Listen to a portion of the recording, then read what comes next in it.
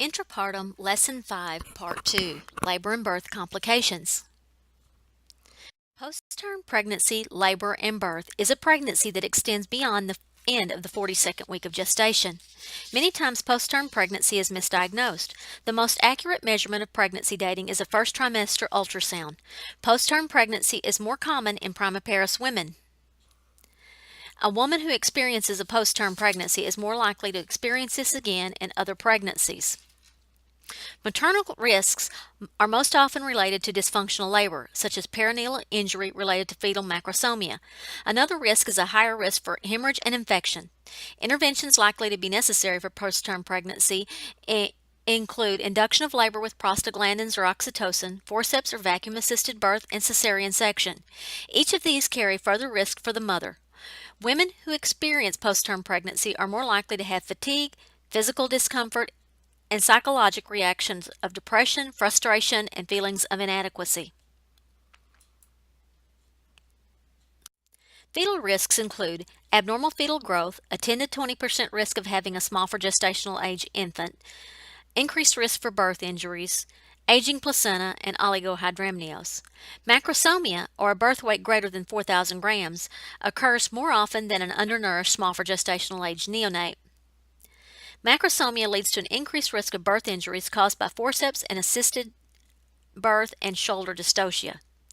The intrauterine environment in a postterm pregnancy can lead to risk for the neonate. As the placenta ages, enlarging areas of infarction and increased deposits of calcium and fibrin decrease the placenta's ability to oxygenate the fetus. Oligohydramnios, or amniotic fluid less than 400 milliliters, is the most frequently associated complication with postterm pregnancy. With a decrease in amniotic fluid, there is an increased potential for cord compression and hypoxemia. When hypoxemia occurs, meconium may be expelled, leading to an increased chance of meconium aspiration and low Apgar scores. Oligohydramnios increases the effect of meconium staining with a less than normal amount of amniotic fluid to dilute the meconium.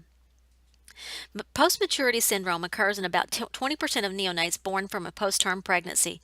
This manifests in a neonate as dry, cracked, peeling skin, long nails, meconium staining of the skin, nails, and umbilical cord, and perhaps a loss of subcutaneous fat and muscle.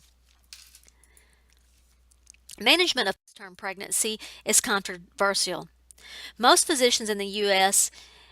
induce labor at 41 weeks. An alternative to this method is to begin twice-weekly fetal testing at 41 weeks. This generally includes either a biophysical profile or a modified biophysical profile, which is an NST with assessment of the amniotic fluid volume.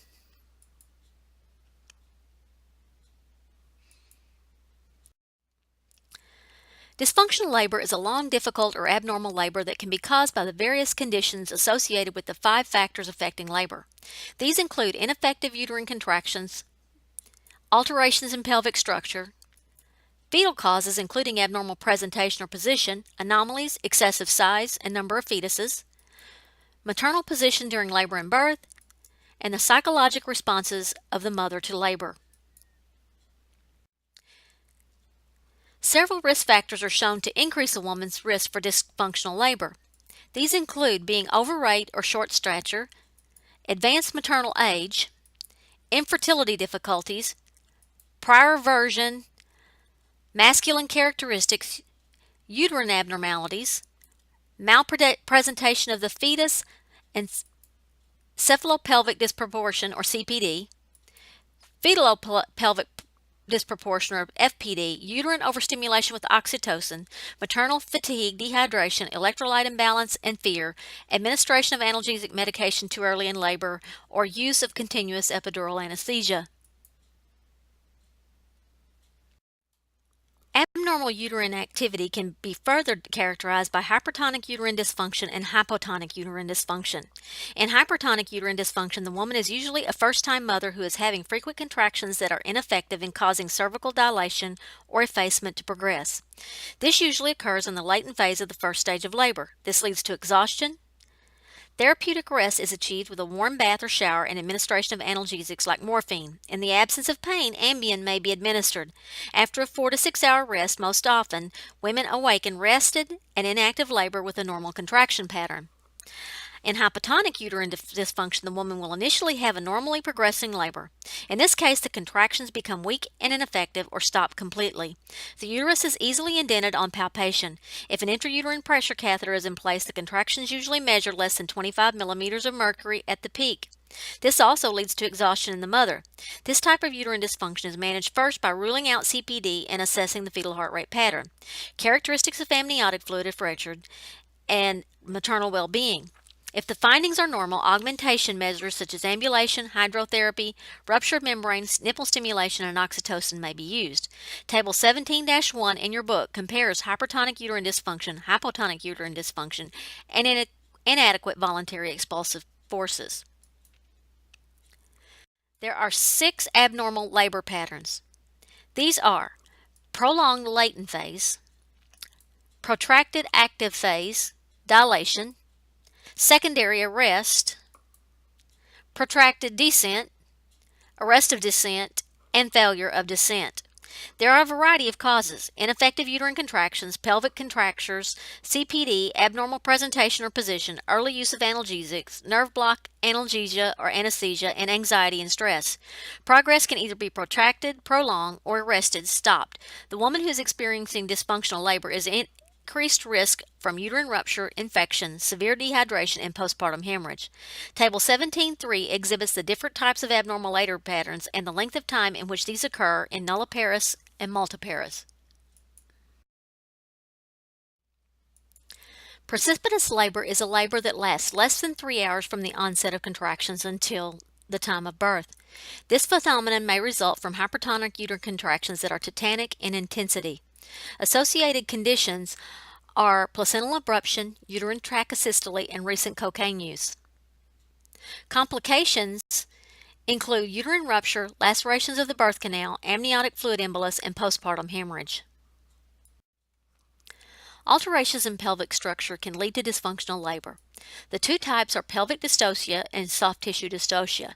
Pelvic dystocia occurs when contractures of the pelvic diameter reduce the capacity of the bony pelvis, inlet, mid-pelvis, the outlet, or any combination of these planes. This can be the result of congenital abnormalities, maternal malnutrition, neoplasms, or lower spinal disorders. Soft tissue dystocia results from obstruction of the birth passage by an anatomic abnormality other than that involving the bony pelvis. Examples are placenta previa, leiomyomas, ovarian tumors, and a full bladder or rectum. Occasionally the problem is an edematous cervix.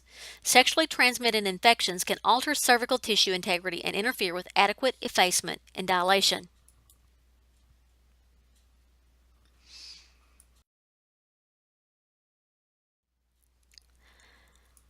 Fetal causes of dysfunctional labor may be caused by anomalies, macrosomia, malpresentation, malposition, or multifetal pregnancies. Anomalies include tumors, open neural tube defects, and hydrocephalus. CPD, cephalopelvic disproportion, is a disproportion between the size of the fetus and the mother's pelvis. The baby does not fit. The causative factor might be fetal in origin, too large, or malposition of the presenting part, or maternal in origin as previously discussed. The most common fetal malposition is persistent occipito-posterior. In occiput anterior, the fetus is in a normal position for birth. The fetus in this position is able to easily move through the birth canal when all other conditions are normal. In the occiput posterior position, the fetal occiput moves into the mother's pelvis, and as you can see, the coccyx. The fetal descent stalls, and the woman feels intense pressure and pain in her back related to pressure on the sacrum. Malpresentation is another complication. Some fetal part other than the head is entering the birth canal. There are 3 types of breech presentation: frank breech with hips and knees extended, complete breech with hips and knees flexed, and footling breech. Vaginal birth from a breech presentation can be considered if the presentation is frank or complete breech. The estimated fetal weight is between 2,000 and 3,800 grams, normal gynecoid pelvis, and a flexed fetal head. External version may be tried to turn the fetus to a vertex presentation. Face and brow presentations are uncommon and associated with fetal anomalies. A cesarean birth is usually necessary for a fetus in a transverse lie or shoulder presentation. Multifetal pregnancy can also complicate and lead to dysfunctional labor. In these pictures, we see different representations of the fetal position during birth.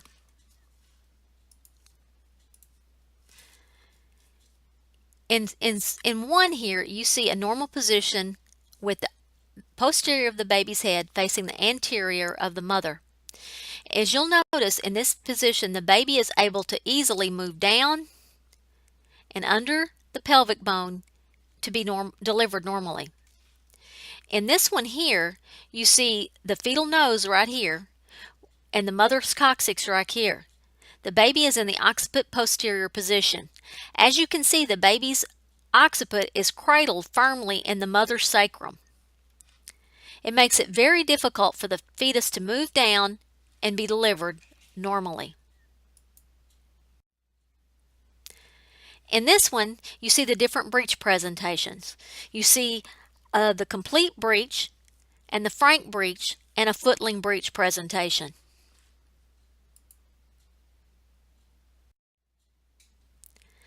This picture represents a delivery of a breech baby. Other factors of dysfunctional labor include the position of the mother, the psychologic response of the mother, which can cause excretion of hormones and neurotransmitters that can impede the progress of labor, and poor risk management.